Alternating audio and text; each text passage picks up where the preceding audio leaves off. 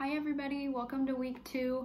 I just want to first start off by saying that we are very, very proud of you and everything that you are doing right now in this very strange season. Thank you so much for staying on top of things, for turning stuff in, for checking in with us.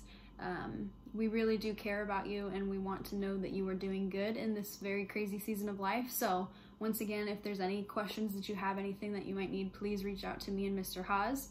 We want to support you in any way that we can. And then secondly, I'm coming to you with this video because we are going to be giving you a book talk a week. And we're going to be switching off, so this week is my week. Mr. Haas will give you a book talk next week. And I'm going to share with you about Look Both Ways by Jason Reynolds.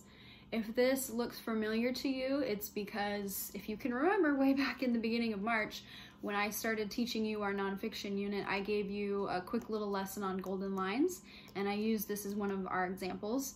So that's why it might look familiar to you. Look Both Ways by Jason Reynolds, a tale told in 10 blocks. So this book, fairly new, I think it's 2018 that it came out. Jason Reynolds, if you can remember me saying this when we were in class together, he is the National Ambassador for Young Adults Literature for the United States, so pretty big deal. He's got lots of other books, and he kind of has a different way of writing each story for each book.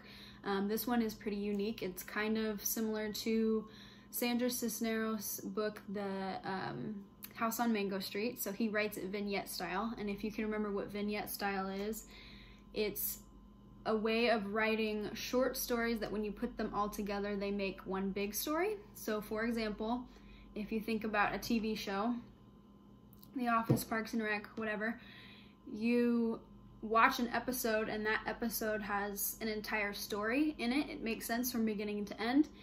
But then when you add all the episodes together, it creates a season, and that season kind of creates one long story. So that's the way that he wrote this book. So each chapter is a different story, and by the end, all the chapters create one big story.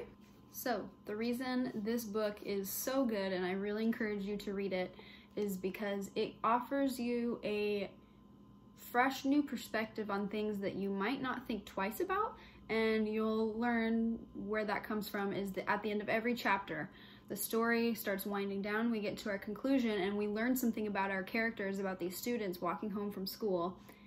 And it just kind of makes you think, and it's very subtle. It's not hard to understand or to read, but it's definitely worth reading because I read it and I was shocked. At the end of every single chapter, Jason Reynolds, our author, he brings you an idea, a view on something that you might not have considered before.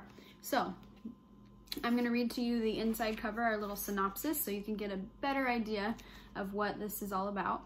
So this story was going to begin like all the best stories, with a school bus falling from the sky, but no one saw it happen. They were all too busy talking about boogers, stealing pocket change, skateboarding, wiping out, braving up, executing complicated handshakes, planning an escape, cracking jokes, getting greasy, braving up some more, but mostly too busy walking home.